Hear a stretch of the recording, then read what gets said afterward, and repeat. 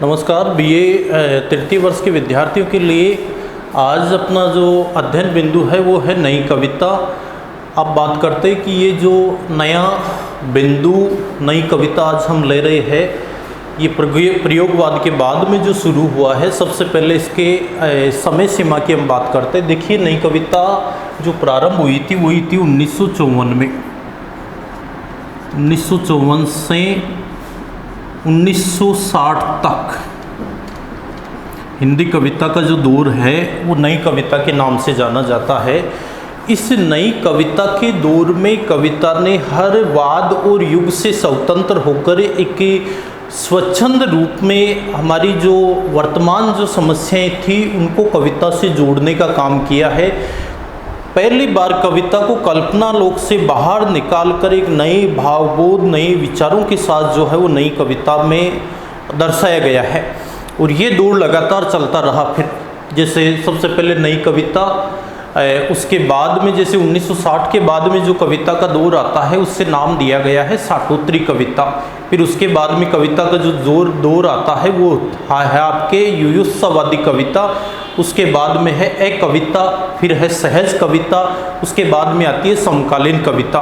लेकिन अपने पाठ्यक्रम का जो अंतिम बिंदु है हिंदी साहित्य के आधुनिक के काल के इतिहास से संबंधित, उसमें अंतिम बिंदु अपने नई कविता से ही संबंधित है।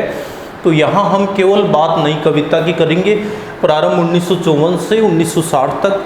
अब ये नई कविता जो है ये किसने इसका प्रचलन किया, कौन सा ऐसा कवि, कौन सा ऐसा विद्वान लेखक है जिसने नई कविता नाम से जो है एक नई काव्य धारा का प्रवर्तन किया है। तो इसमें नाम आता है आपके डॉक्टर एक तो राम स्वरूप चतुर्वेदी और एक नाम है जगदीश चंद्र गुप्त। जगदीश चंद्र गुप्त, इन दोनों ने 1954 में नई कविता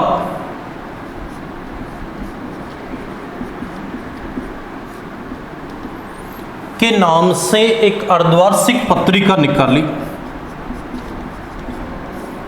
नई कविता नाम से एक अर्धवार्षिक साहित्यिक पत्रिका निकाली जगदीश चंद्र गुप्त ने और डॉक्टर राम स्वरूप चतुर्वेदी ने। तभी से जो है वो नई कविता का प्रारंभ माना जाता है। इसलिए हम मान सकते हैं कि नई कविता के जो प्रवर्तक है वो है जगदीश चंद्र गुप्त और डॉक्टर राम स्वरूप चतुर्वेदी, जिनकी साहित्यिक पत्रिका नई कविता से जो है वो नई कविता का जो दौर है वो शुरू होता है। अब बात करते हैं कि ये नई कविता नाम किसने दिया है। इस नई कविता शब्द के जनक, शब्द के जनक ये है आपके आगे ने 1952 में पटना से रेडियो के माध्यम से जो है वो नई कविता शब्द का सबसे पहले जो है उद्घोष किया था। तभी से जो उसके 2 वर्ष बाद में जो है वो नई कविता का दौर शुरू हो जाता है। और वैसे नई कविता का जो प्रारंभ है वो आपके 1951 से ही थोड़ा बहुत शुरू हो जाता है, क्योंकि 1951 में आगे ने तार सप्तक दूसरा निकाला था और उसी तार सप्तक दूसरे से जो है वो प्रयोगवाद से बाहर निकलकर उन कवियों ने नए भावबोधों के साथ जो है कविता का लेखन करना शुरू कर दिया। इसीलिए नई कविता की प्रारंभ हम ये मान सकते हैं कि 1951 से इसकी शुरुआत हो गई थी, लेकिन उसको व्यवहारिक रूप मिला था अपने 1954 को। इसलिए नई कविता का प्रारंभ हम मान सकते हैं 1954 से। और दूसरा जो है वो कविता के क्षेत्र में जो नए विचारधारा जो शुरू हुई थी वो दूसरे तार सप्तक 1951 से हो गई थी। 1952 में आगे ने जो है ये एक नाम भी दिया इस काव्य खंड के लिए नई कविता। और 1954 में जगदीश चंद्र गुप्त और डॉक्टर राम स्वरूप चतुर्वेदी ने जो साहित्यिक की पत्रिका अर्धवार्षिक जो नई कविता निकाली, उसी से नई कविता का प्रारंभ माना जाता है। ये कविता पहले से चला आ रहा जो वाद या युग है उससे बिल्कुल भिन्न थी।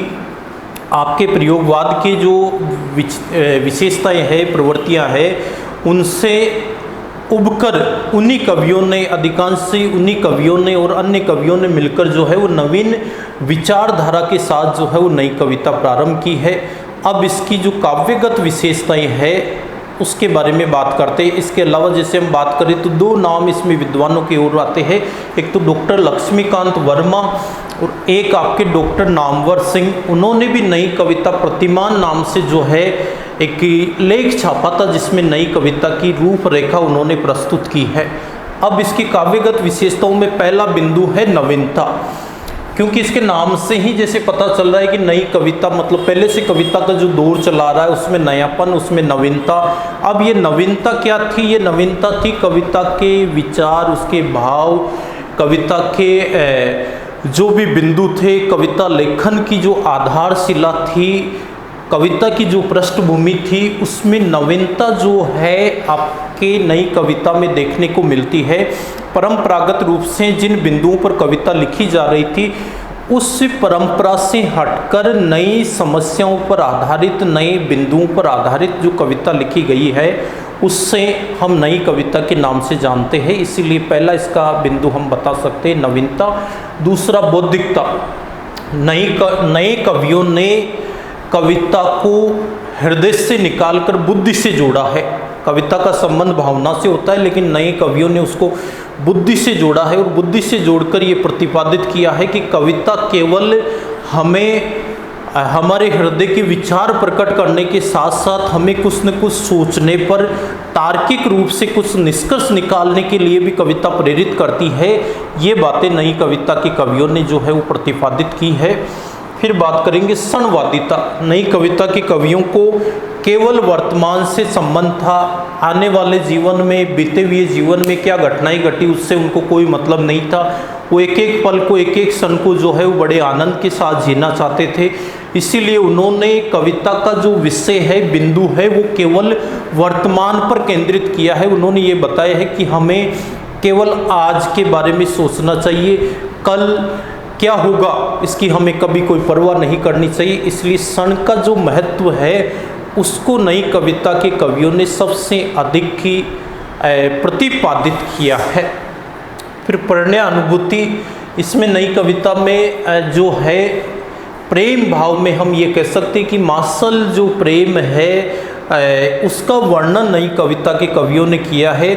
उन्होंने एक आदर्श प्रेम जो है उसको आदर्शवाद से बाहर निकालकर केवल क्षणवाद में हम ये कह सकते हैं कि प्रेम भावना को जोड़ने का कार्य किया है। फिर आधुनिक युग बोध। इसमें ये बताएंगे कि उस समय प्रचलित जो मान्यताएं थी, उस समय प्रचलित जो विचारधारा थी, उसको उन्होंने जो है वो कविता से जोड़ने का कार्य किया है। उस समय के मानव की जो पीड़ा थी, गरीब व्यक्ति की जो पीड़ा थी, साधारण व्यक्ति की जो पीड़ा है, उनको नई कविता के कवियों ने जो है अपनी कविताओं के माध्यम से लोगों तक लाने का कार्य किया है। उन्हें हमारे देश के प्रजातंत्र, हमारे देश के भ्रष्टाचार, हमारे देश की राजनीति के भाई भतीजावाद, इन सब के प्रति उनके हृदय में गहरा आक्रोश था और उसी आक्रोश को उन्होंने आधुनिक विचारों के माध्यम से जो है वो प्रस्तुत किया है। फिर है लोक संस्कृति। इसमें नई कविता के कवियों ने कविता को आम व्यक्ति से जुड़ा है। आम व्यक्ति का जीवन कैसा है, गांव के बात करेंगे तो गांव में जैसे पेड़ पौधों से लेकर एक साधारण मजदूर किसान का जीवन कैसा है, किस तरीके से वो अपना जीवन यापन कर रहा है, ये सारी बातें जो है वो नई कविता में देखने को मिलती है। फिर है मानवीय प्रेम भावना, क्योंकि नई कविता का जो बिंदु है वो मनुष्य या व्यक्ति है। उन्होंने समाज से ज़्यादा व्यक्ति या मनुष्य को महत्व दिया है और मनुष्य या व्यक्ति को केंद्र में रखकर ही उन्होंने कविताएं लिखी है। उन्होंने व्यक्ति के सर्वांगीण विकास की बात कही है कि व्यक्ति के कल्याण के लिए हमें कार्य करना चाहिए। समाज और देश बाद में है, पहले उन्होंने व्यक्ति को जो है वो सर्वोपरि माना है और वही उनकी कविता का आधार बिंदु है। फिर है नवीन बिंब प्रतीक योजना। नई कविता में जो है परंपरागत जो विचार, जो मिथक है, जो प्रतीक है, जो बिंब है, उनको वर्तमान समस्याओं से जोड़ने का कार्य किया है। पुरानी बातें लेकर वर्तमान समस्याओं से जूझते हुए जो है वो नई कवि दिखाई देते हैं। लघु कविता शैली इसमें यह है कि नई कविता के वाक्यों की अगर हम बात करें तो एक एक दो दो शब्दों की भी उन्होंने कविताएं लिखी है। शब्द जाल जो है उससे कविता को बाहर निकालकर केवल संक्षिप्त शब्दों के माध्यम से उन्होंने जो है वो कविता में चमत्कार उत्पन्न करने का कार्य किया है।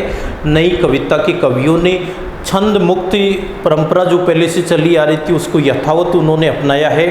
भाषा की दृष्टि से अगर देखें तो भाषा में पहले की बजाय काफ़ी सरलता आ गई है नई कविता के कविताओं में। दूसरा, उन्होंने आम बोलचाल के जो देश शब्द है, जिन शब्दों का प्रयोग ज़्यादातर व्यक्ति अपने दैनिक जीवन में करते हैं, उन शब्दों का प्रयोग नई कविता के कवियों ने जो है अपनी कविताओं में किया है। तो ये अपनी नई कविता की बात थी जिसमें आपको बताया कि नई कविता का प्रारंभ 1954 में हुआ। कब तक चली? 1960 तक। नई कविता शुरू करने में किसकी देन है? डॉक्टर जगदीश चंद्र गुप्त और डॉक्टर रामस्वरूप चतुर्वेदी, जिन्होंने 1954 में एक साहित्यिक पत्रिका निकाली थी और उसी से नई कविता का प्रारंभ माना जाता है। नई कविता शब्द देन है आपके प्रयोगवाद के जनक आगे की, जिन्होंने नई कविता जो है ये शब्द उद्घोषित किया है। उसके बाद में इस नई कविता को आगे बढ़ाने का कार्य करने में एक तो लक्ष्मीकांत वर्मा और डॉक्टर नामवर सिंह का नाम आता है, जिन्होंने विभिन्न प्रकार के लेख लिखकर नई कविता की आधारशिला रखी है। और ये जो नई कविता के जो कवि है ये ज़्यादातर निम्न वर्ग साधारण परिवार से संबंधित थे, इसलिए उन्होंने कविताओं का जो विषय है वो भी साधारण बनाया है। तो ये अपने नई कविता की काव्यगत विशेषताएं थी। अब हम अपनी अगली कक्षा में बात करेंगे नई कविता के प्रमुख कवियों की और उनसे संबंधित काव्यगत रचनाओं की।